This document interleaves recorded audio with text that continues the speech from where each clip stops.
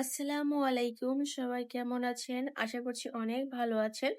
আজকে আমি কাচ্চি ডাইনের কাচ্চি আপনাদের সাথে শেয়ার করব বা এটা রিভিউ। যদিও আমি ফুড মানে রিভিউ করি না তেমন। এদের মেনু কার্ডটা দেখেই নিলেন আর ইন্টেরিয়র ডিজাইনটা। আর এটার অবস্থানটা আমি অবশ্যই বলে দিব পরে। আর যারা রাজশাহীতে থেকে কাচ্চি ডাইনের কাচ্চি খেয়েছেন, অবশ্যই কমেন্ট করে জানাবেন যে আপনাদের কেমন লেগেছে। আমরা যাওয়ার পর ২ জনের ২ টা বাসমতি কাচ্চি, বোরহানি, বাদাম শরবত এবং জালি কাবাব অর্ডারটা দিয়ে দিই। আমার জন্য বোরহানি এবং আমার হাসব্যান্ডের জন্য এই যে বাদাম শরবত। দেখে কিন্তু বেশ ভালোই লাগছে। তারপরেই খুব কিন্তু তাড়াতাড়ি খাবারটা চলে আসলো। এই যে এখন আমি খাবারটা নিয়ে নিব আমারটা।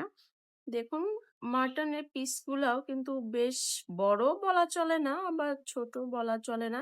কিন্তু সমস্যা হচ্ছে মাটনের পিসে শুধু হাড্ডি বেশি ছিল। আমার ২ পিস যে মাটন দিয়েছে সেটার ২ টাতে হাড্ডি ছিল।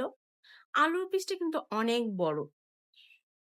তারপরে শসা ছিল। আর মরিচটা একটু কম করে দিয়ে দিয়েছে। মরিচের দাম মনে হয় এখন বেশি তার জন্য কি কম দিল কিনা জানি না। শুধুমাত্র একটাই মরিচ দিয়েছিল। এটা আমি নিয়েছি। এই যে দেখুন একদম ঝরঝরে এই কাচ্চিটা। আর মাটনগুলো কিন্তু খুবই সফট ছিল। কিন্তু দুঃখের বিষয় মাটন একদম পুড়ে গেছিল। পোড়া গন্ধ বের হচ্ছিল। তারপরে এই যে দেখুন জালি কাবাবটা নিয়ে নিলাম। জালি কাবাবটা কিন্তু বেশ বড়। আর এখানকার দাম দেখে আমার যা মনে হলো দামও বেশ ভালোই নিয়েছে। এখানে যেহেতু আমরা কাচ্চি ভাই এর আগেও খেয়েছি, সেখানের থেকে এখানের দামটা বেশ বেশি। আর যদি দাম রিজনেবল এর মধ্যে খেতে চান তাহলে কাচ্চি ভাই বা আপ্যায়ন রেস্টুরেন্ট আছে সেখানে খেতে পারেন। আর স্বাদের কথা কি বলবো, এখানের স্বাদটাও কাচ্চি ভাইয়ের বা আপ্যায়ন বা অতিথি এদের মতো না। আমি বলবো অবশ্যই না। এখানে জাস্ট ভাইবেই চলে। বাইরে দেখুন কি সুন্দর। দিনের মতো কিন্তু না, তখন রাতই ছিল।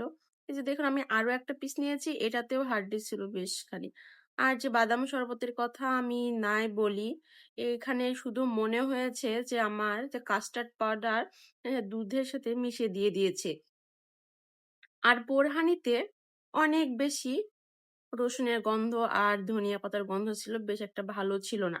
তারপর এই যে দেখুন আমাদের ২ জনের বিল চলে এসেছে। এটা কিন্তু বেশ ভালোই বিল চলে এসেছে যে এটাতে কাচ্চি ভাইও হতো না। তো আজকে এই পর্যন্তই। সবাই ভালো থাকবেন, সুস্থ থাকবেন। আল্লাহ হাফেজ।